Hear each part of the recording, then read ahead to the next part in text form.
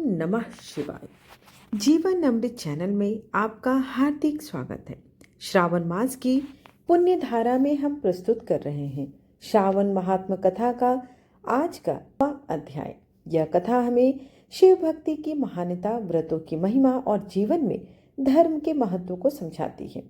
आइए आज की कथा का श्रवण करते हैं और कुछ पुण्य अर्जित करते हैं। आप सभी से एक ही अनुरोध है कि कथा का रसपान हमेशा संपूर्ण किया करें ताकि आपको इससे कुछ लाभ मिल सके। किसी भी कथा को आधी अधूरी नहीं सुननी चाहिए। और अगर आप इसके पहले की कथा नहीं सुन पाए हैं तो उसे आप मेरे सावन महात्म्य कथा 2025 प्लेलिस्ट में उपलब्ध है, तो मेरे चैनल पर जाकर आप सुन सके हैं। और साथ ही अगर आपको कथा अच्छी लगे तो चैनल को लाइक, शेयर एंड सब्सक्राइब करना बिल्कुल ना भूलें। आज के अध्याय में श्री कृष्ण जन्माष्टमी व्रत के महात्म्य में राजा मितजीत का व्याख्या मिलता है। ईश्वर बोले, हे ब्रह्मपुत्र, पूर्व कल्प में दैत्यों के भार से अत्यंत पीड़ित हुई पृथ्वी जब बहुत व्याकुल तथा दीन होकर ब्रह्मा जी के शरण में गई, उसके मुख से वृतांत सुनकर ब्रह्मा जी ने देवताओं के साथ क्षीर सागर में विष्णु के पास जाकर स्तुतियों के द्वारा उनको प्रसन्न किया। तब नारायण श्रीहरि सभी दिशाओं में प्रकट हुए और ब्रह्मा जी के मुख से संपूर्ण वृतांत सुनकर बोले, हे देवताओं, आप लोग डरे मत। मैं वसुदेव के द्वारा देवकी के गर्भ से अवतार लूंगा और पृथ्वी का संताप दूर करूंगा। सभी देवता लोग यादवों का रूप धारण करें, ऐसा कहकर भगवान अंतर्ध्यान हो गए। समय आने पर वह देवकी के गर्भ से उत्पन्न हुए। वसुदेव ने कंस के भय से उन्हें गोकुल पहुंचा दिया और कंस का विनाश करने वाले उन श्री कृष्ण का वहीं पर पालन पोषण हुआ। बाद में मथुरा में आकर उन्होंने अनुचरों सहित कंस का वध किया। तब पूर्ववासियों ने आदर पूर्वक यह प्रार्थना की, हे कृष्ण, हे कृष्ण, हे महायोगिनी, हे भक्तों को अभय देने वाले, हे देव, आप शरणागत के वत्सल हैं, हम शरणागतों की रक्षा कीजिए। हे देव, हम आपसे कुछ निवेदन करते हैं, इसे आप कृपा करके हम लोगों को बताएं। आपके जन्म के दिन कृत्य कोई कहीं भी ना जाता, वह सब आपसे जानकर हम सभी लोग उस जन्मदिन पर वर्धापन नामक उत्सव मनाएंगे। अपने प्रति उनकी भक्ति, श्रद्धा तथा सौहार्द को देखकर श्री कृष्ण ने अपने जन्मदिन के संपूर्ण कृत्य को उनसे कह दिया। उसे सुनकर उन पूर्ववासियों ने भी विधान पूर्वक उस व्रत को किया। तब भगवान ने प्रत्येक व्रतकर्ता को अनेक प्रकार का वरदान दिए। अंग देश में उत्पन्न एक मितजित नामक राजा था। उसका पुत्र महासेन सत्यवादी था तथा सन्मार्ग पर चलने वाला था। सब कुछ जानने वाला वह राजा अपनी प्रजा को आनंदित करता हुआ उनका विधिवत पालन करता था। इस प्रकार रहते हुए उस राजा का अकस्मात दैवयोग से पाखंडियों के साथ बहुत काल पर्यंत साहचर्य हो गया और उनके संसर्ग से वह राजा अधर्म परायण हो गया। वह राजा वेद शास्त्र तथा पुराणों की बहुत निंदा करने लगा और वर्णाश्रम के धर्म के प्रति अत्यधिक द्वेष भाव से युक्त हो गया। हे मुनि श्रेष्ठ, बहुत दिन व्यतीत होने के पश्चात काल की प्रेरणा से वह राजा मृत्यु को प्राप्त हुआ और यमदूतों के अधीन हो गया। यमदूतों के द्वारा पास में बांधकर पीटते हुए यमराज के पास ले जाते हुए वह बहुत पीड़ित हुआ। दुष्टों की संगति के कारण उसे नरक में गिरा दिया गया और वहां बहुत समय तक उसने अनेक यातनाएं प्राप्त की। यातनाओं को भोग कर अपने पाप के शेष भाग से वह पिशाच योनि को प्राप्त हुआ। भूख और प्यास से व्याकुल वह भ्रमण करता हुआ मारवाड़ देश में आकर किसी वैश्य के शरीर में प्रवेश करके रहने लगा। वह किसी के साथ पुण्यदायिनी मथुरापुरी चला गया। वहां पास के हिरक्षकों ने उस पिशाच को उसके गृह से निकाल दिया। तब वह पिशाच वन में तथा ऋषियों के आश्रम में भ्रमण करने लगा। किसी समय देव योग से श्री कृष्ण जन्माष्टमी के दिन व्रत करने वाले मुनियों तथा द्विजों के द्वारा महापूजा तथा नाम संकीर्तन आदि के साथ रात्रि जागरण किया जा रहा था। वहां पहुंचकर उसने विधिवत सब कुछ देखा और श्री हरि की कथा का श्रवण किया। इससे वह उसी क्षण पाप रहित होकर पवित्र तथा निर्मल मन वाला हो गया।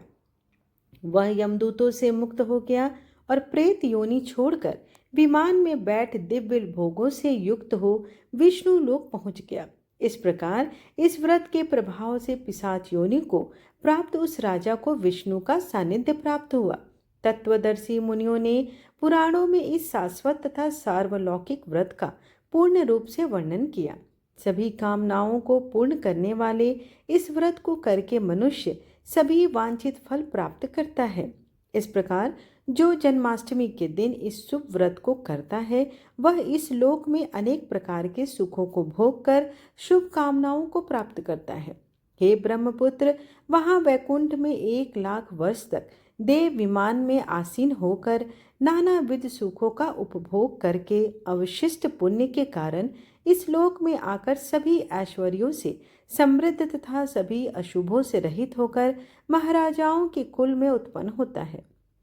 वह कामदेव के समान स्वरूप वाला होता है। जिस स्थान पर कृष्ण जन्मोत्सव की उत्सव विधि लिखी हो अथवा सभी सौंदर्य से युक्त श्री कृष्ण जन्माष्टमी जन्म सामग्री किसी दूसरे को अर्पित की गई हो अथवा उत्सव पूर्वक अनुष्ठित व्रतों से विश्व सृष्टा श्री कृष्ण की पूजा की जाती हो, वहां शत्रुओं का भय कभी नहीं रहता।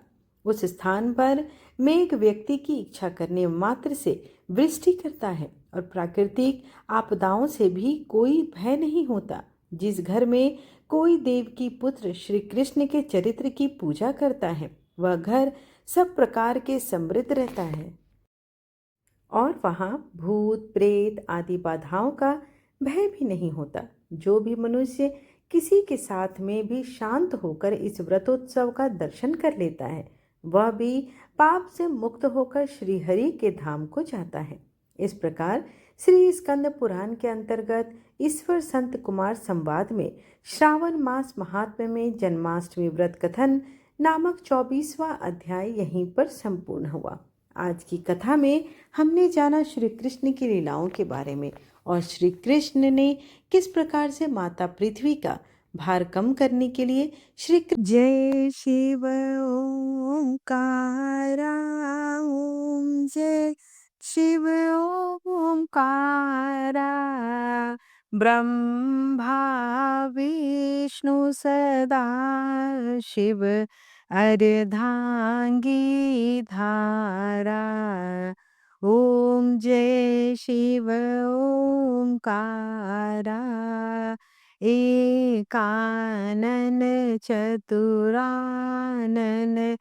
पंचानन राजे हंसासन गरुड़ासन वृषवाहन साजे ओम जय शिव ओंकारा दो भुज चार चतुर भुज 10 भुज अति सोहे त्रिगुण रूप निरखते त्रिभुवन जन मोहे ओम जय शिव ओंकारा अक्षमाल बनमाला मुंडमाला धारी चिंदन मृग मद सोहे